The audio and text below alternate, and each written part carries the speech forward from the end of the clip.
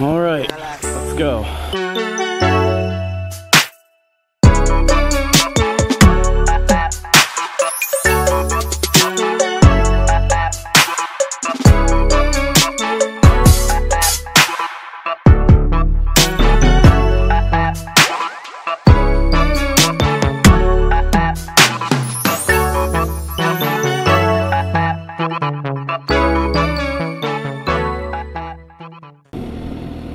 What's up, guys? Happy Monday. It's about 3:30. Just actually got out of the gym. Got a nice workout in. Feel energetic. And I decided to bring my GoPro along and do some type of motovlog today.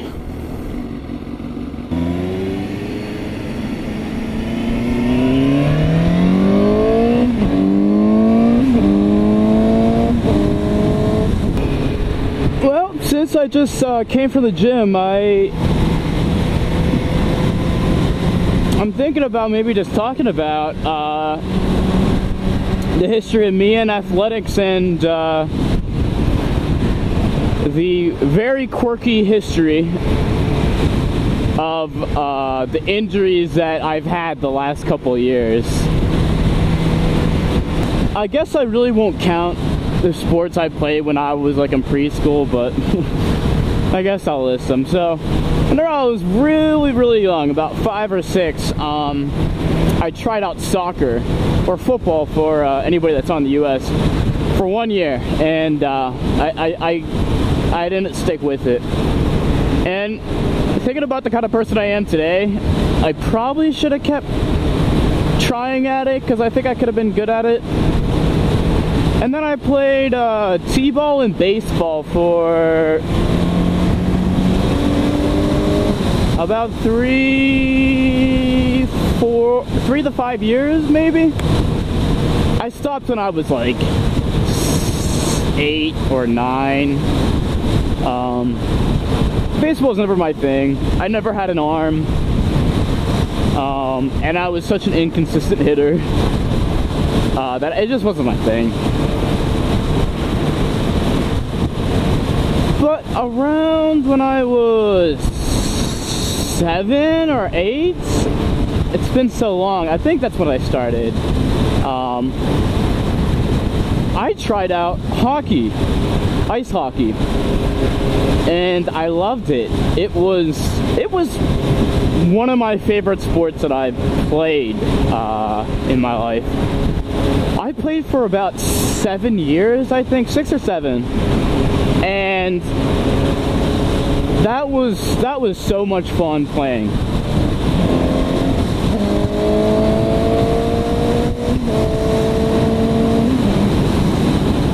Hockey is a very demanding sport.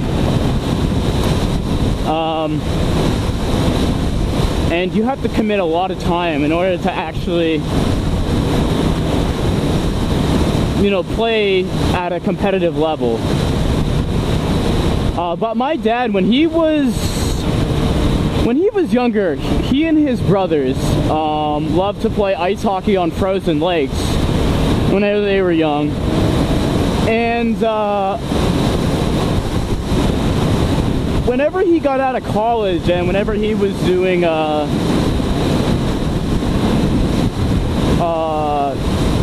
grad school and all the other education he did after that, he really got into doing he really got into playing hockey in some casual leagues, and he ended up giving it up probably around whenever he was like 45. I don't want to date my dad too badly. Oh, but he got me into ice hockey, and so that became my sport for a good deal of time.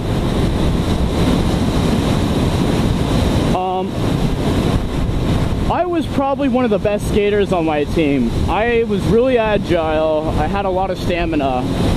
and I could play the puck so well. I do not have the best stick skills, but I could skate really well.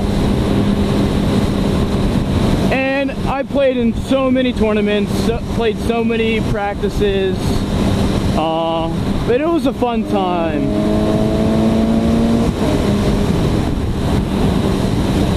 I ended up giving it up partly because I was finishing like 7th or 8th grade, and I was only 5'1" at the time, if even, maybe less. And whenever I was at that age, everybody else was so much taller than me that I just couldn't compete. And also, I started to go to boarding school for high school for my freshman year, and the school that I was attending did not have any ice rinks, so I was pretty much forced to kind of give it up in a way. But you know, I had a good run at hockey and I love it. I'd love to get back at it. I guess the biggest sport that has been a part of my life has been running, which sounds very generic. I mean, like, I mean, pretty much everybody runs in some way, shape, or form. But towards the end of my hockey career, I started to get into competitive running, you know, events. Again, partly because of my dad. But I joined a private track and field, well, a private all year round running team that did both cross country and track and field. And I've been running for about maybe 8 or 9 years of my life. For a long period, it's maybe even longer, maybe around 10. I've been running so long, I just can't even remember when I first started. It's really been my sport.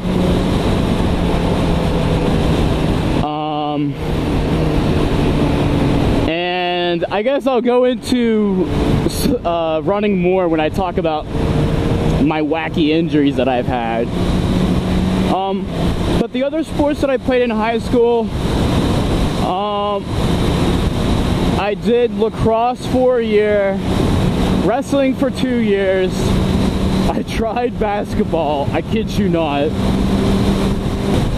And for all 4 years of my high school career, I competed in cross country. And I think for 2 I did track and field, and 1 I did winter track. So I've tried out a handful of sports. I was pretty good at wrestling. But it was such a hard sport to compete in. Just trying to maintain your weight for the weight classes, and the practices were so exhausting that it was not something that I could do long term. And I didn't really like track. It was really repetitive for me. I mean, all I really did was the running events. I did try long jump and discus. But aside from that, I mean, I was just doing like the long distance running events, which is so repetitive. I mean, I was doing like the 2 mile. And I was going around like tracks 8 times for one race, and it felt so monotonous. It just like, it didn't feel like, not necessarily that it was unskillful, but like, I liked cross country so more than track and field that I just did not enjoy track and field that much. But I guess I'll talk about my high school cross country career. So cross country, I would say 95% of people know, is, you know, in the fall. And when I first got to high school, that was my first sport that I was playing. And so I started my freshman year. My coach was mediocre my first year.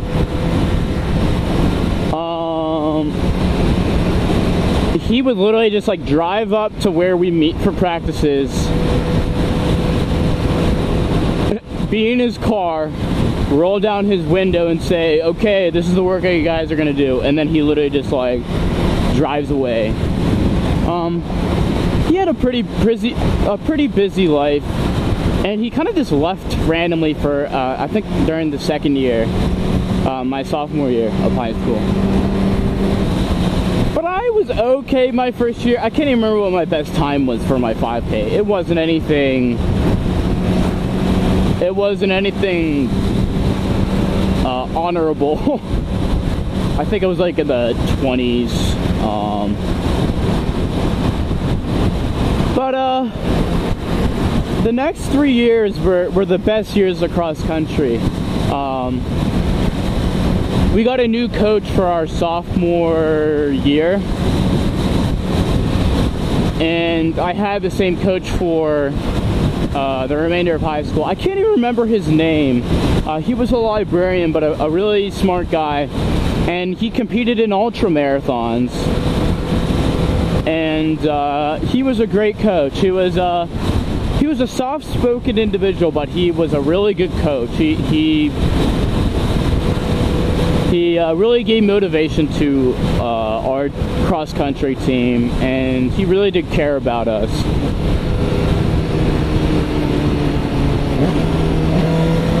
And slowly through the high school years, I started to improve. And I think my best season was my senior year. And actually, I ran for the vote for team captain, and me and my buddy, we both got like the same amount of votes after like two times of, you know, doing voting. And so we were both co-captains. And I was glad to be captain. I think I helped. I really do think I helped out my team by being a leader and being someone to talk to. I guess beginning in junior year is when I started having some injury problems. I started to have really bad pain in my lower calves and a bit of my arches of my feet. And at first I thought it was just like soreness from a bad workout, or, you know, just push myself too hard. But it was consistent. It would not go away. My coach thought I had shin splints, which was a probable injury. I mean, it's relatively common, especially to runners. And so I did the protocol to, you know, treat shin splints. It's really not that much. It's just like taking it easy, doing workouts on the elliptical machine or bike. And I did that type of kind of minor PT for a small period of time. It didn't do jack. It didn't help at all. And so I kept, you know, trying to push through it, and it just was not getting better. And I pushed through that season. I think my junior year of doing cross country, I think my best was like a 19:30, which was really good for me. That was like the best time I had gotten. So I went to track the next year, in the springtime, and same thing. I mean, I took off the winter period of time, and it just wasn't getting better. And so I was basically doing constant PT with the school trainer, and I was doing ice baths and everything, stretching. And then my trainer ended up considering the diagnosis of plantar fasciitis because of the pain in my arches. And that was the prognosis for like 9 months.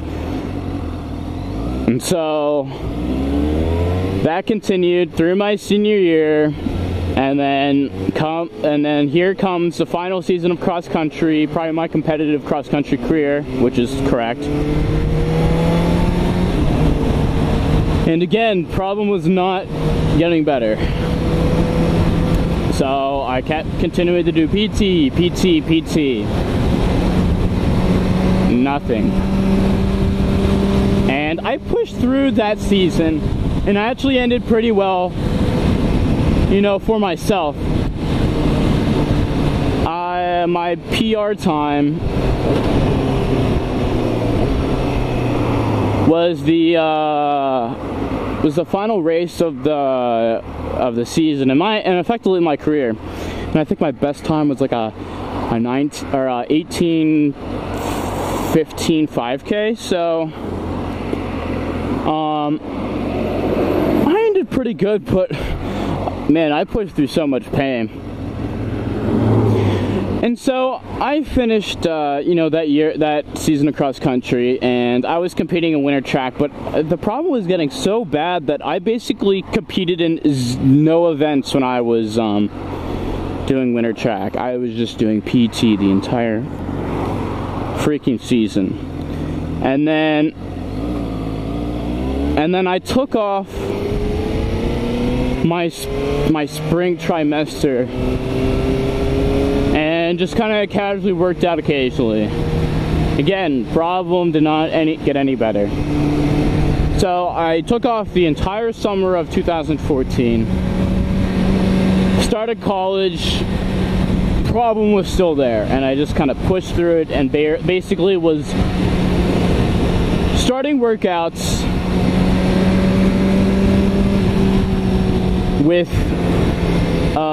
pretty much no pain. But then I got into about 10 minutes of doing a workout, and I had this horrendous tightening in the back of my leg, and it kind of continued through my arches. Fast forward to sophomore year of college, and I finally said, I'm done with this shit. I need to figure out what the hell is wrong with my feet and my legs.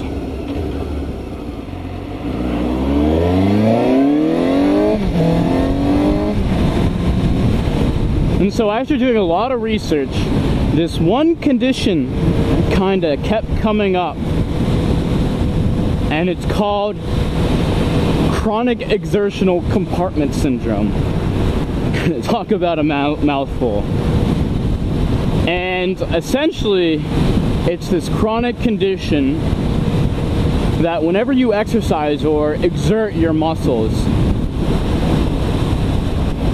particularly if you're doing any leg workouts, there are 4 compartments in the back of each of your legs, and they are completely closed off from the rest of your body. And essentially what happens is the internal pressure in your legs is too elevated when you're doing nothing, that when you work out, it gets way too high. And the increased pressure restricts blood flow and causes partial paralysis of your legs, and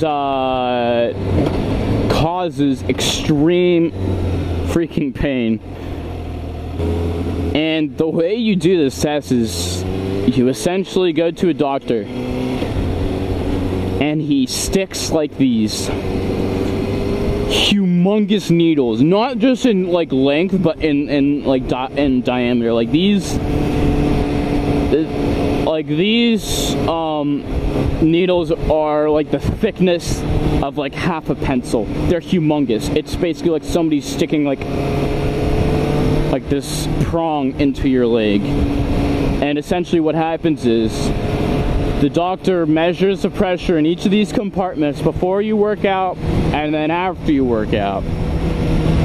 And he measures the difference of the pressures, and if it's above a certain threshold for all 4 of your compartments in both legs, then you have this condition.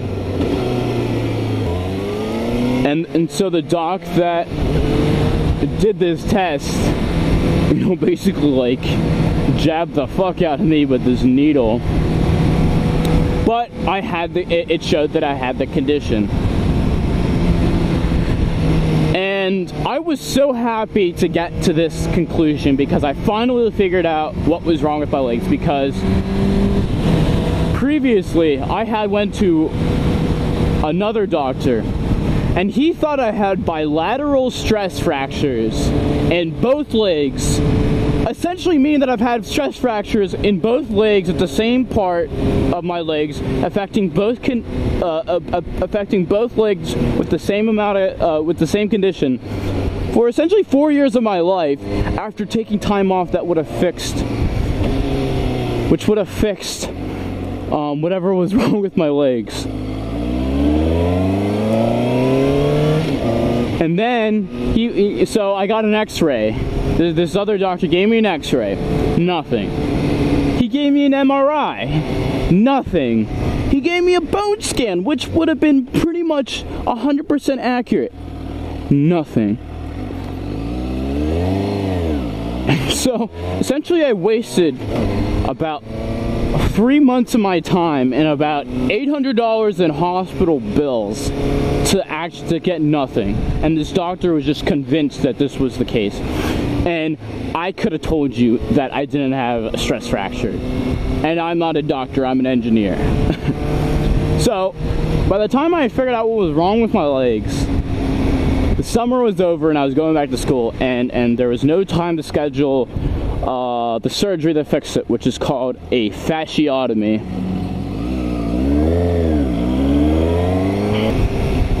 And so last summer, I got surgery for that on both my legs, and essentially what they do is the doctor will do this operation called a fasciotomy. And what he does, well, in my case, what she did,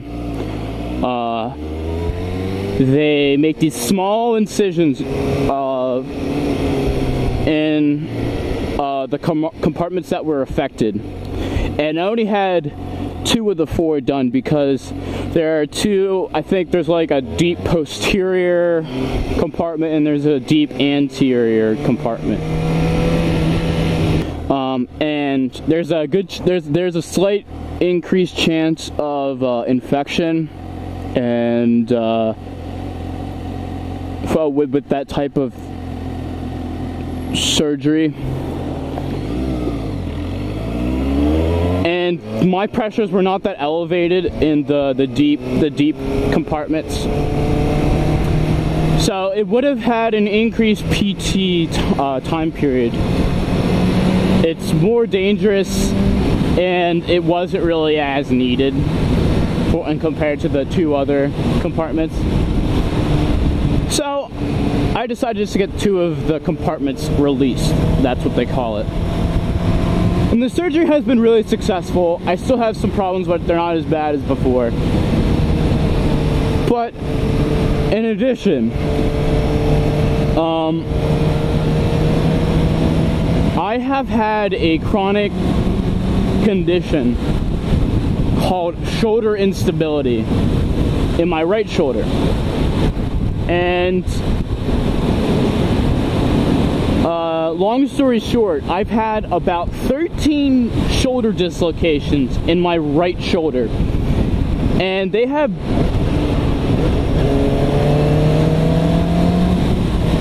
ranged from skateboard accidents, minor ones, to doing yoga and it pops out of place, falling asleep and waking up and realizing the shoulder's out of place. That happened 3 times. And the last time it happened, well, the second to last time it happened, I opened a door essentially like that, and it dislocated my shoulder, and I had a friend put it back into place. And I've always had friends that have been able, and oh, also the worst one, I was in Cabo, Mexico for New Year's. A friend lives down there, and one day we went to the beach, and I was out on a boogie board, and I was swimming, and it dislocated in the middle of a stroke, and I'm in the middle of the ocean around all these swells, and I literally had to get rescued by my friends and a bystander, and none of them knew how to put my shoulder back into place. So the friend that has done that at school for me, I called up. He lives in New York and I was in Mexico, and I called him up and I said, yo dude, so I was swimming and my shoulder just dislocated when I was in the ocean. I'm laying on my back in the beach right now. Can you tell the people around me how to put my shoulder back into place? And eventually they finally got it back into place. So after that happened, it was so bad that I needed to figure out what was wrong with it. So last summer, I went to a sports medicine physician and told him my condition. And he pretty much thought right away that it was shoulder instability.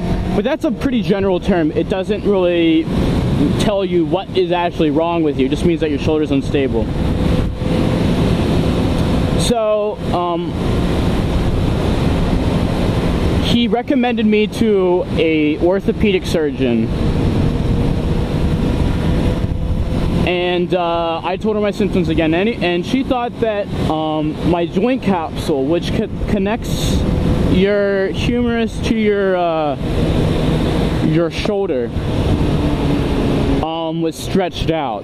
And so what the surgeon can do is go in through your shoulder via arthroscopy, which means a scope. They basically stick a camera on the back of your shoulder. And they tighten up the joint capsule without it being too invasive. So after getting an MRI, it came back and it appeared that my joint capsule was just stretched out. So my surgeon ordered, well, she got me put in to go through surgery to get my joint capsule all tightened up. So I go into the surgery last June, I believe, or maybe July, early July. Go into the surgery, get all prepped for it. I had to wake up super early. Like they did this procedure at like 7 or 8 o'clock, first thing in the morning. And so they put me under, and I wake up, you know, I don't know what freaking time it is, right? You know, because I've been under. And I wake up thinking like everything's fixed. And my mother comes in, and I can notice, the first thing I noticed was that she kind of seemed relatively irritated. I'm like, why does my mother seem irritated? You know, like, I just got surgery. Isn't she happy that, like, it went okay?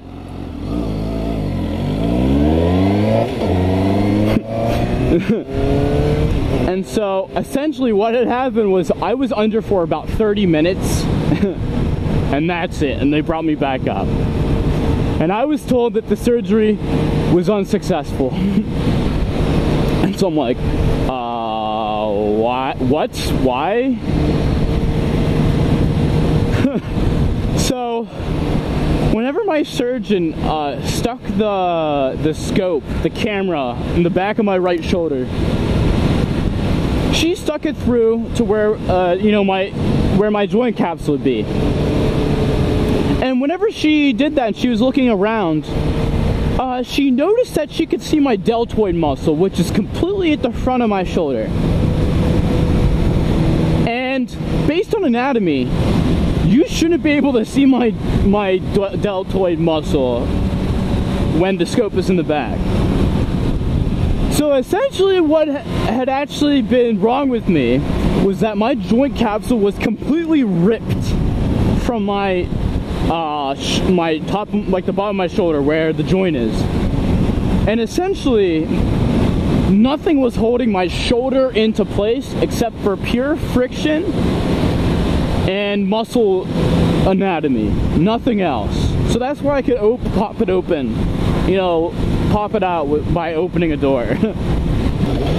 And the condition is, again, very much a mouthful. Its abbreviation is called a HAGL lesion, but spelled out it means Humeral Avulsion of the Glenohumeral Ligament. And interestingly enough,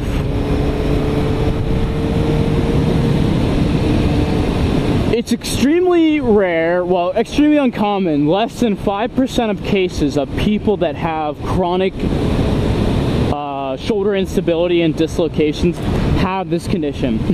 And my surgeon had told me that she had only done only one procedure before me to fix a HAGL lesion. So they had figured out what was wrong. If I can find the pictures of it, I'll post them on this video. I'll put them like around here.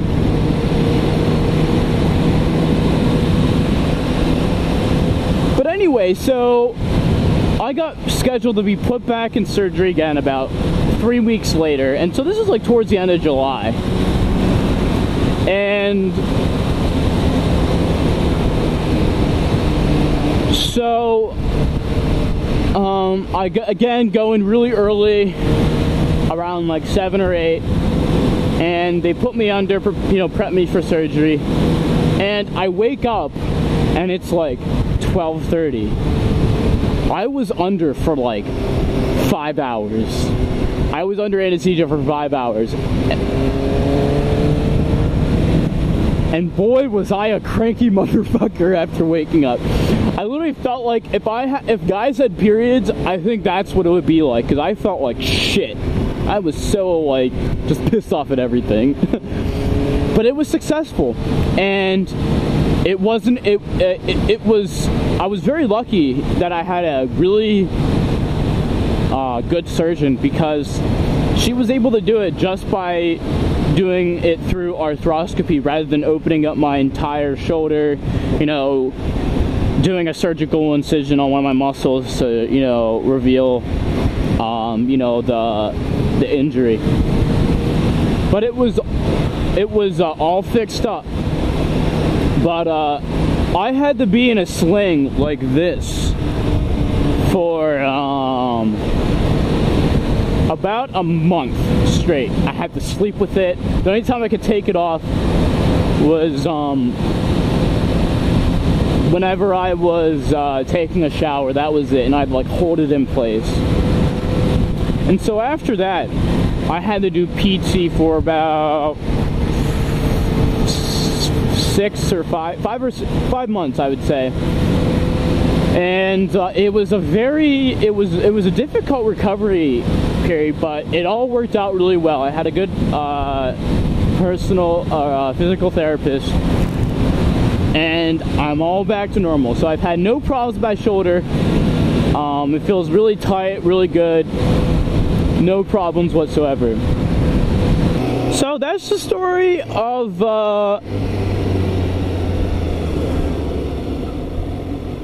the history of the sports that I've done and the very bizarre injuries that I've had. And they caused a lot of hardship. And it was very frustrating because I essentially, not only did I have a really bad right shoulder, but I had problems with my legs, so I could barely work out. I mean, I couldn't run and I couldn't lift without worrying about getting my shoulder dislocated. But I'm all back to normal, and I'm very, very happy and fortunate that I am. So thanks for watching, guys. I hope you enjoyed this motovlog. It was, I don't know, I think it was a cool topic. Comment below, you know, what sports you guys have done, and if you guys have had any really bizarre injuries, I'd love to hear about it, because, you know, I hope at least one person has enjoyed the hardships that I've gone through. Anyway, guys,